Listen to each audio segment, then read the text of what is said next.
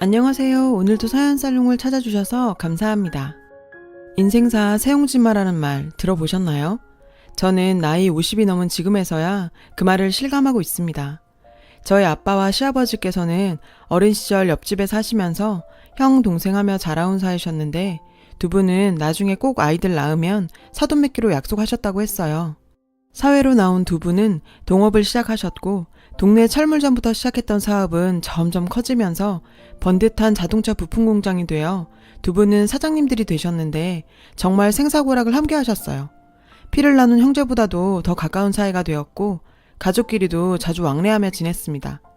남편에게는 여동생이 있었는데 저와 동갑이던 유진이는 미국으로 유학 가기 전까지 초중고를 함께 보내면서 속에 있는 이야기 다 털어놓을 정도로 가까웠죠. 나중에 오빠랑 결혼하면 본인이 제대로 미운 신의 노릇 해주겠다며 농담도 할 정도로 유진이와는 둘도 없는 사이였어요. 우리 셋은 어린 시절 대부분 추억을 공유할 만큼 함께 보냈어요. 태어날 때부터 정해진 운명이었나요? 그저 친한 오빠로 생각하던 남편이 남자로 보이기 시작한 건 제가 방학 기간 동안 잠깐 미국에 어학연수 갔을 때였는데 아버지는 저를 남편이 유학하고 있던 뉴욕으로 가길 원했고 저도 처음으로 타지로 가는 만큼 누군가 기댈 곳이 있다고 생각하니 마음이 놓인 것도 사실이었어요. 남편은 언제 또 뉴욕에 오겠냐며 자기 공부도 바쁜 와중에 저를 데리고 관광시켜주고 맛있는 것도 많이 사주면서 즐겁게 지냈는데 3개월간 함께 뉴욕 생활을 하면서 보게 된 남편의 모습은 어린 시절부터 봐오던 친근한 오빠가 아닌 멋진 남자의 모습이었어요. 전 세계 사람들이 다 모인 뉴욕에서도 항상 당당했고 친구들 사이에서 리더십이 보이는 남편의 모습은 정말 멋졌죠. 이런 남자라면 진짜 아버지 말대로 결혼해도 믿고 살 수 있겠다는 생각을 하면서 마음에 품고 있었는데 남편은 친구들과 파티가 있을 때마다 저를 초대해서 본인 미래의 와이프라고 소개했는데 그땐 그저 농담으로 하는 말인 줄로만 알았어요. 제가 뉴욕 어학연수를 마치고 돌아가기 전날 남편이 저에게 반지를 내밀더라고요. 현지야, 사실은 내가 아저씨한테 너 여기로 보내달라고 부탁드렸어. 너한테 고백하고 싶어서. 남편의 갑작스러운 고백에 당황했지만 제가 마음에 품고 있던 남편도 나와 같은 마음이었다고 생각하니 행복했어요. 그렇게 저희는 한국과 미국으로 오가며 뜨거운 연애를 했고 유학에서 돌아온 남편의 프로포즈로 저희는 결혼 약속을 하게 되었어요. 아버지들은 두 분의 소원이 이루어졌다며 저희의 결혼을 진심으로 반겨주셨죠. 유진이도 오빠가 어릴 때부터 제 이야기를 그렇게 물어봤다면서 이렇게 될 거라고 진작부터 알고 있었다며 축하해줬습니다. 결혼 후 경영학을 전공한 남편은 두 분 밑에서 일을 배우며 차근차근 후계자 수업을 시작했고 유진이도 미국에서 돌아오자마자 회사 회계팀에서 일을 하게 되었어요. 회사 일에는 전혀 관심이 없었던 저는 음대에서 공부한 피아노 전공을 살려 동네의 작은 피아노 학원을 운영했고 결혼 1년 만에 사랑스러운 아들을 가지게 되었어요. 아이가 자라는 모습을 보는 것만으로 행복했던 나날들이 흘렀는데 아들이 12살이 되던 해에 제 인생을 송두리째 바꿔놓은 사건이 생겼습니다. 남편은 회사에 문제가 생긴 것 같다며 회사에 저를 불렀는데 회사에는 파란 박스를 들고 있는 수사관들이 와 있었고 아빠는 그들의 손에 끌려가고 있었습니다. 아빠, 도대체 무슨 일이야? 현지야, 아무것도 아니다. 아무래도 오해가 있는 것 같네. 금방 조사받고 돌아가마. 아빠는 회사 돈을 횡령했다는 고발이 들어오게 되면서 조사를 받게 된 거였어요. 검찰이 제시한 많은 증거들은 아빠가 회사 돈을 꾸준히 횡령해왔음을 가리키고 있었고 아빠가 횡령한 돈들이 들어있는 차명 계좌들이 나오면서 저에게 마지막으로 했던 말과는 다르게 다시 집으로 돌아오지 못했습니다. 저는 정말 믿을 수가 없었죠. 아빠는 저와 남편이 결혼할 때 가족끼리 경영권 다툼이 있어서는 안 된다시며 일선에서 물러날 준비까지 하고 계셨거든요. 최종 판결날 법원에서 아버지는 판사님과 시아버지께 호소하셨어요. 형님, 저 아닙니다. 저 차명계좌 같은 거 당치도 않아요.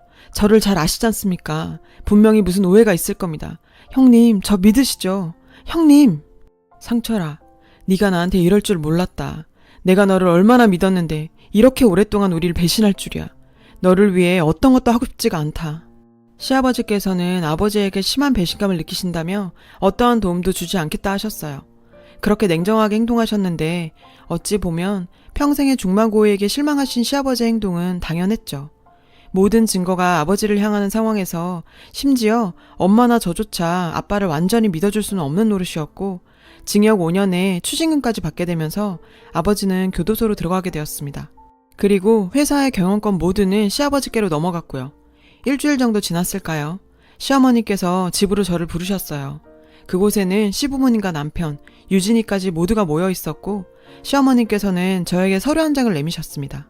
너도 잘 알겠지. 너의 아버지 때문에 지금 회사가 어떻게 됐는지. 우리가 더 이상 배신자의 가족하고 어떻게 가족일 수가 있겠니. 당장 여기 도장 찍고 내 아들하고 이혼해라. 시어머니는 배신자 가족과는 살 수 없다며 남편과의 이혼 서류를 내밀었고 옆에 가만히 서 있는 남편은 이미 얘기를 끝낸 모양이었습니다. 현지야, 너를 보면 자꾸 배신한 아저씨가 생각이 나서 나도 더 이상 같이 못 살 것 같다. 그냥 우리 여기서 헤어지자. 아니, 아직 아버지께서는 억울하다고 하시고 조금만 더 기다려보면. 옆에서 지켜보던 유진이는 저에게 쏘아붙이며 말했는데요. 야, 이현지, 넌 양심도 없니? 너희 아빠가 한 짓을 보고도 억울하다는 말이 나오냐? 야, 아저씨가 회사 돈 뒤로 빼돌려서 니네 가족 배불리려고 한 거 아니야. 정말 기가 막혀서. 믿었던 남편과 저희 단짝 친구라고 생각했던 유진이까지 더 이상 저를 보기 힘들다는 모습에 이혼 서류에 도장을 찍을 수밖에 없었고 아들의 양육권까지 뺏기고 마치 죄인처럼 그 집에서 쫓겨났어요. 이혼 후 아들 얼굴 한 번만 보게 해달라면 사정했습니다. 시어머니는 더 이상 이 집안일에 관여하지 말고 죄인답게 쥐죽은 듯이 살라는 말뿐이었어요. 절대 저와 아이를 못 만나게 하셨죠. 다른 건 다 괜찮았지만 내 배 아파 낳은 아이의 얼굴도 볼 수 없다는 사실에 저는 절망했고 제 인생이 나락으로 떨어질수록 상황을 이렇게 만든 아버지에 대한 원망이 커져만 갔어요. 아빠의 외로운 싸움은 계속되었습니다. 엄마도 변호사를 구해 이리저리 뛰었지만 수차례의 항소에도 아빠의 목소리는 어느 누구도 들어주지 않았죠. 너무나도 억울했던 아빠는 스스로 죽음을 택하면서 마지막 호소를 하셨습니다. 갑작스러운 비보에 이 사건 때문에 몸이 좋지 않으셨던 엄마는 감당할 수 없는 충격을 버티지 못하시고 쓰러지셨습니다. 저 홀로 아빠의 장례식을 치르는 동안 시댁 식구 어느 한 명도 모습을 보이지 않더라고요. 아무리 미워도 평생을 중마고우로 지내온 친구 가는 길조차 바라봐주지 않는 시댁 식구들이 이해가 되질 않았고 그냥 야속하기만 했습니다. 아빠의 유류품에는 눈물로 꾹꾹 눌러 쓴 작은 쪽지가 하나 있었는데 현지 엄마, 현지야, 나는 억울하다. 나는 절대 그러지 않았다. 아빠의 쪽지에는 죽음으로까지 억울함을 말하고 싶었던 심정이 드러난 짤막한 호소가 있었어요. 그걸 보니 아빠를 끝까지 믿어주지 못하고 원망까지 한 제 자신이 한심스럽더군요.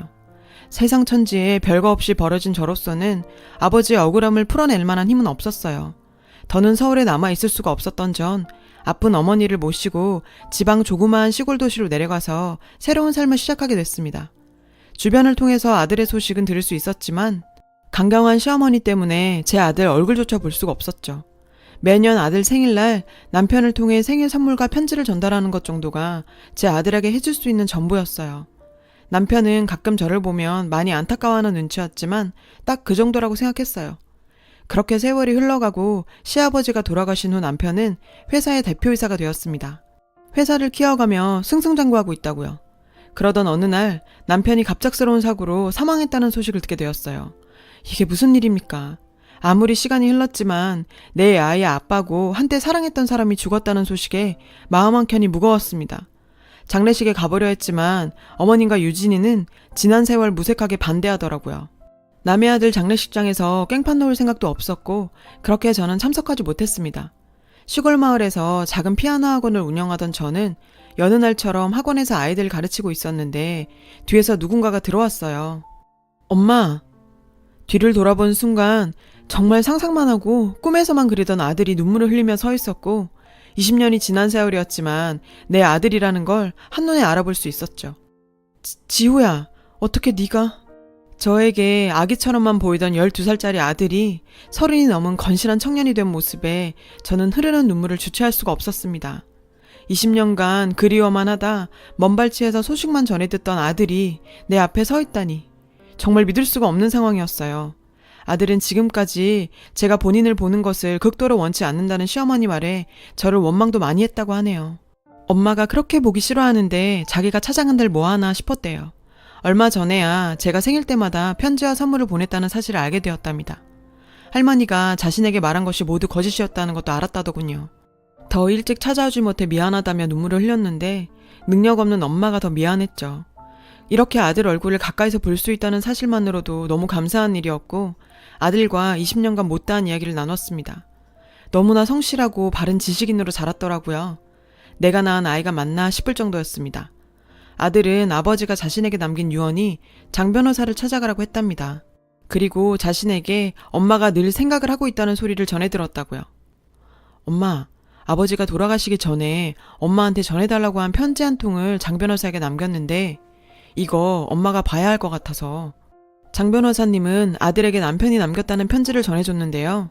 남편이 남긴 편지에는 충격적인 사실이 들어있었습니다. 현지에게, 현지야, 오빠야. 이제까지 너 하나 지키지 못해서 미안하다. 이 편지를 언제 전할 수 있을런지 모르겠지만 죄책감이 깊어져만 가는 오늘 글로라도 남긴다. 꽃같은 나이에 시집와서 너를 행복하게 해주고 싶었는데 이제 와서 정말 면목 없다. 몇 년 전 너무 충격적인 사실을 알게 됐어. 그게 너무 충격적인 내용이라 지금도 선뜻 이 모든 걸 바꿀 용기가 나지 않아. 회사 공금 횡령으로 구속된 너의 아버지는 사실은 누명을 쓴 거였어. 실제로 공금 횡령을 하다 걸린 건 바로 내 동생인 유진이다. 그리고 우리 아버지의 회사에 대한 욕심이 더해져 실로 우리 집안은 괴물이 됐어. 처음엔 우리 아버지의 어머니가 딸의 잘못을 덮으려 서류를 꾸민 거였지만 너희 아버지만 없으면 그 회사는 우리 집안 것이 되니 너희 아버지에게 모든 것을 그렇게까지 뒤집어 씌운 거였어. 아예 관계도 끊어버리고 말이야. 나는 그 일이 일어난 지 10여 년이 흘러서야 그 사실을 알게 됐고 알고 있는데도 이를 바로잡지 못하고 있어. 난 이걸 나중에 후회할 거야. 그것도 알아. 나를 절대 용서하지 마. 지우 보고 싶어하고 지우 생일마다 선물이며 편지며 챙기는 널 보면서 정말 안타깝고 미안했어. 어머니는 알고 계셨고 지우에게 혼란이 생긴다며 그걸 전하지 못하게 하시는데 어찌할 수 없는 내 자신에게 실망만 하는 세월이었지. 너에게 다 용서받지 못하겠지만 그 일을 알게 된 시점부터 보관한 모든 증거와 자료를 너에게 줄 거야. 지금도 유진이는 회사 돈을 횡령하고 있어. 그 증거까지 모두 장 변호사에게 전해두었어. 앞으로도 계속 전해둘 거야. 그런데 내가 살아갈 자신이 없어져가. 혹여 나에게 무슨 일이 생긴다면 나의 모든 재산 또한 당신이 받게 될 거야. 내 손으로 빠른 시일 내에 전할 수 있는 용기가 생기길 오늘도 바라. 미안하다 현지야. 돌아가시기 전까지 본인은 회사 돈에 손댄 적 없다며 그렇게 억울해하시던 아빠의 모습이 떠오르고 남편에 대한 원망과 한켠의 안타까움에 가슴 치며 통곡했어요. 본인들의 잘못을 뒤집어 씌우고 뻔뻔하게도 저희 아빠를 배신자라 몰아붙이며 장례식장에도 얼굴도 한번 비치지 않은 그 가족들을 그냥 가만히 둘 수는 없었습니다. 아들과 일단 장 변호사님을 만났죠. 남편에 대한 이야기와 남긴 자료, 편지를 아들에게 준 이유 등을 다 설명들었어요. 그리고 20년 전 쫓겨났던 그 집으로 향했는데 20년이라는 세월은 참 많은 게 바뀌게 하는 긴 세월이었죠. 아니, 네가 왜 여기에? 지우 네가 데리고 왔니? 20년 만에 뵙는 시어머니는 어느새 80대 100발 노인이 된 상태였어요. 제 등장에 꽤나 놀란 눈치셨고 옆에는 제 단짝 친구이자 시누이였던 유진이도 함께 있었습니다. 오랜만에 뵙네요. 20년 만인가요? 어머님도 참 많이 늙으셨네요. 유진아, 너도 오랜만이다. 쟤는 여기가 어디라고 염치 없이 발을 들여놔. 당장 안 나가? 지금 내 전남편 죽었다고 뭐 콩고물 떨어지는 거 없나 하고 주워 먹으러 온 거냐? 지우야, 네가 너무 어려서 잘 몰랐겠지만 제일 친한 친구 배신하고 회사 돈 뒤로 빼돌리던 사람 딸이야. 절대 속아선 안 돼. 너도 버리고 집에서 나간 사람이란 말이야. 세월이 흘러도 어쩌면 저렇게 뻔뻔할 수가 있는지. 할머니, 고모, 제가 무슨 바보 등신인 줄 아세요?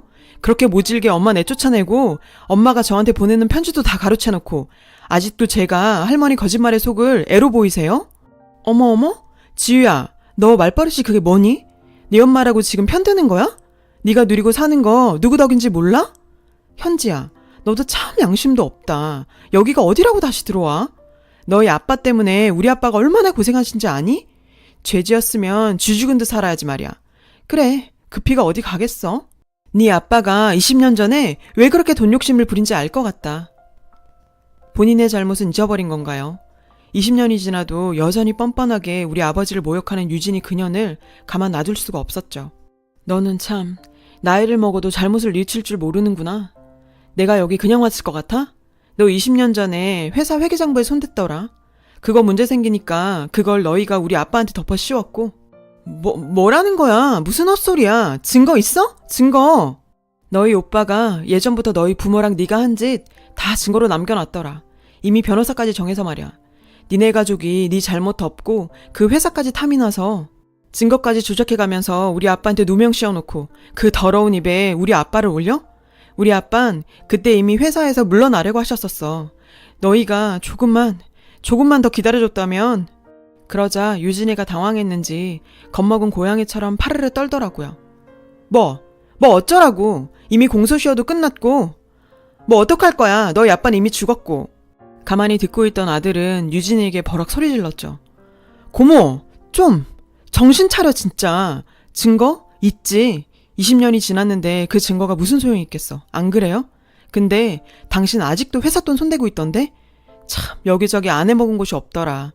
이미 회사에서 조사 들어갔고 이사님들하고도 이야기 끝냈어. 당신 앞으로 회사 나올 필요 없어. 해고야. 그리고 당신들 당장 이 집에서 나가야 할 거야. 이 집 엄마 명의로 이전 끝냈거든. 그리고 아버지가 모든 재산 엄마한테 위임했으니 당신들한테 떨어지는 건 한 푼도 없어. 꿀먹은 벙어리가 된 시어머니와 유진이는 그때서야 상황 파악이 되는 듯 했어요. 현지야, 우리가 알고 지낸 세월이 얼마니? 이 노인을 평생 산 집에서 당장 나가라고 하면 어디 가서 살아? 이렇게 감정적으로 하지 말고 한때 시어머니였던 그간의 정을 봐서라도. 어머님? 저 내쫓으실 때는 그런 정이 없으셨나 보네요. 억울한 우리 아버지 희생양 삼은 사람이 할 말은 아닌 것 같네요. 당장 짐 싸서 이 집에서 나가세요. 유진이는 참 끝까지 이기적이었어요. 지 엄마가 집에서 쫓겨난다고 해도 지 감옥 가는 게 더 무서웠나 봐요. 현지야, 설마 진짜 검찰에 고발한 건 아니지? 우리 친구잖아. 친구끼리 이러면 안 되지. 응? 20년 전에는 엄마가 시켜서 한 거라고. 난 엄마 아빠가 이렇게 하면 아무 일도 아니라고, 그렇게 해도 된다고 해서 한 것뿐이라고. 제발 살려줘. 지 엄마까지 팔아가며 살려달라면 싹싹 비는 유진이언을 한 대 때리고 싶었지만 굳이 제 손 더러워질 것 같아서 꼭 참았네요. 넌 이미 늦었어. 내가 꼭 너 감방에서 절대 못 나게 할 거니까 각오해. 집에서 당장 나가라고 했음에도 뻔뻔한 인간들답게 눌러앉아 버티고 있더라고요. 제가 그 집에 같이 살 것도 아닌데 말이죠. 당장 부동산에 집 급매로 내놔 팔아버렸습니다. 그것도 모르고 집에서 버티고 있다가 새 주인이 오자 영문도 모르고 쫓겨났겠죠. 아들이 직접 회사에서 조사를 진행했고 검찰에 고발하면서 유진이는 구속되었어요. 회사에 있는 내내 여러 분야에서 회사 돈에 손댔더라고요. 심지어 유진이 남편은 회사 돈으로 도박하다가 날려먹은 빚까지 있었고요. 유진이는 개벌은 남 못 준다고 결국 제 버릇 때문에 징역 6년에 추징금 10억을 판결받게 되었고 끝에 남아있던 돈까지 잃게 되었어요. 지금도 시어머니는 이 모든 걸 자기 잘못으로 탓하며 50 넘은 딸 감옥 뒷바라지하면서 교도소 드나든다고 하네요. 모정이 삐뚤어지면 이렇게 사람 열어 죽일 정도로 무서운 거죠. 20년 만에 밝혀진 진실로 제 자리를 찾게 되었지만 아빠를 끝까지 믿어주지 못한 게 마음 한편에 항상 남아있었습니다. 그런 제 마음을 알아서인지 아들은 시간 날 때마다 외할머니와 함께 외할아버지 납골당을 찾아 인사드리고 회사 얘기를 들려드리곤 하네요. 그리고 지금 용서할 수는 없지만 마지막이라도 진실을 알려준 남편에게는 덕분에 아버지의 억울함을 늦게나마 풀 수 있었던 것 같아 조금은 고맙다는 생각도 들었어요. 그만큼 그 사람도 힘들었을 거고요. 시간이 해결하겠죠. 아들에게 회사 정권이 위임되었어요. 하늘에 계신 아버지도 본인이 일궈놓은 회사 하나뿐인 손주가 대표가 되었다는 사실을 아시면 정말 뿌듯해하실 텐데. 오늘따라 아버지의 그 모습이 그립네요. 제 긴 사연을 들어주셔서 고맙습니다. 여러분, 사연 댓글에 응원과 현명한 조언 부탁드려요. 좋아요와 구독은 저에게 큰 힘이 됩니다. 오늘도 좋은 일 가득하세요.